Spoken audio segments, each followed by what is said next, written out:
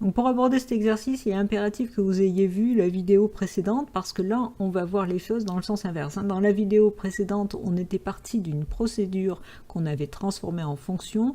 Là, on va faire le contraire et encore une fois, c'est pour vous persuader que la fonction reste toujours plus optimisée que la procédure lorsque on peut effectivement écrire une fonction plutôt qu'une procédure.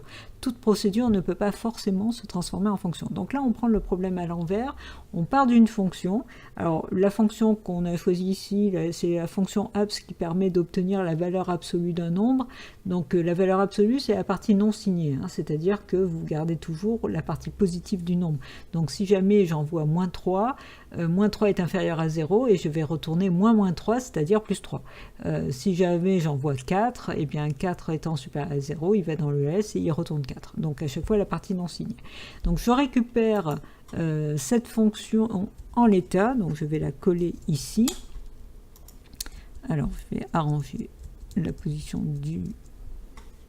du cartouche. Donc voilà, j'ai récupéré ma fonction valeur absolue et je vais l'utiliser dans le programme principal. Alors on vous dit donc de créer un programme qui permet de saisir un entier et d'afficher sa valeur absolue en utilisant la fonction. Alors pour la saisie, je vais éviter de perdre du temps et d'écrire le code. Je vais juste le coller directement. Voilà, donc je vous rappelle un petit peu le principe, on fait un console write pour afficher le message, et puis je récupère dans une variable nombre la saisie, le résultat de la saisie, voilà, après l'avoir parsé évidemment. Alors ce qui m'intéresse maintenant, c'est d'afficher, donc affichage de la valeur absolue, et ça, je vais pouvoir le faire directement, c'est-à-dire que je fais un console.writeLine et je vais afficher la valeur absolue. Donc, valeur absolue égale, et derrière, je colle. Alors, je colle quoi? Eh bien, je peux directement appeler ma fonction abs, puisque je vous rappelle qu'une fonction fonctionne comme une valeur. Donc, si j'appelle abs et que je lui envoie nombre en paramètre, eh bien, qu'est-ce qui va se passer? Il va appeler la fonction, il va lui envoyer nombre et il va récupérer la valeur absolue qui va être mise à la place de l'appel de la fonction. Donc, une fonction fonctionne comme une valeur et du coup, je vais concaténer la valeur absolue derrière le message valeur absolue, tout simplement. Alors je fais pour finir un console.readline pour avoir le temps de voir le message s'afficher et je vais pouvoir tester le programme. Alors, il me demande de saisir un nombre. Je vais saisir un nombre négatif, moins 78, et la valeur absolue, c'est bien 78.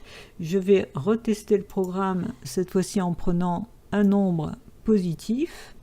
Donc, je vais saisir 45 et il m'affiche 45. Donc, vous voyez, ça marche très bien. Alors, en deuxième partie, on vous demande de transformer la fonction en procédure et de l'utiliser correctement. Donc, du coup, pour la transformer en procédure, ça veut dire que à la place du int, je remplace par void. Mais attention, le return n'est plus possible. Ça veut dire qu'il faut que je passe par une variable, un paramètre par référence qui va contenir le résultat. Alors ce paramètre, ça va être int et je vais l'appeler par exemple result. Du coup, à la place du return, je mets result égal. Pour que result soit valorisé avec l'information que je veux récupérer dans le programme principal. Voilà. Alors vous voyez que j'ai été obligé du coup de rajouter un paramètre et bien évidemment, comme vous le remarquez ici, il n'est plus content du tout parce qu'une procédure ne s'appelle pas comme une fonction. Une procédure, ce n'est pas une valeur, c'est un morceau de code. Donc ça veut dire que je suis obligé, avant de faire cet affichage, de calculer ou plutôt récupérer la valeur absolue du nombre. Donc, pour récupérer la valeur absolue, je suis d'abord obligé de déclarer une variable, je vais l'appeler valAbs, par exemple, que j'initialise forcément à une valeur, sinon je ne peux pas l'envoyer dans le paramètre, donc je l'initialise à 0. Et puis, je vais appeler ma procédure valeur absolue, enfin abs, dans laquelle je lui envoie en premier paramètre le nombre dont je veux la valeur absolue, c'est-à-dire nombre, que j'ai saisi, et en deuxième paramètre, valAbs, qui va recevoir le résultat de la valeur absolue. Alors, il n'est pas content, ah oui, parce que j'ai oublié, effectivement, de lui préciser que le passage se fait par référence. C'est l'adresse de valAbs qu'il envoie de façon à récupérer l'information.